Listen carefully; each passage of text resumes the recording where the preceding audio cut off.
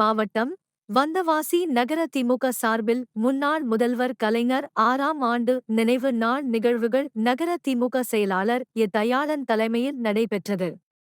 நகர அவைத் தலைவர் நவாப்ஜான் முன்னிலையில் வந்தவாசி சட்டமன்ற உறுப்பினர் அம்பேத்குமார் கலந்து கொண்டு வந்தவாசி பகுதிகளில் அலங்கரித்து வைக்கப்பட்டிருந்த கலைஞர் உருவப்படங்களுக்கு மலர்தூவி மரியாதை செலுத்தி பொதுமக்களுக்கு மதிய உணவு வழங்கினார்.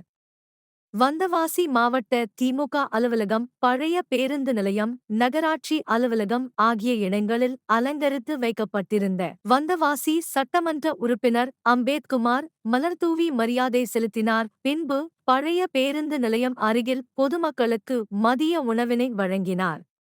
இதேபோல் வந்தவாசியில் உள்ள மாவட்ட திமுக அலுவலகத்தில் மாவட்ட திமுக மாணவர் அணி அமைப்பாளர் கார்த்திக் பொதுமக்களுக்கு அன்னதானம் வழங்கினார்.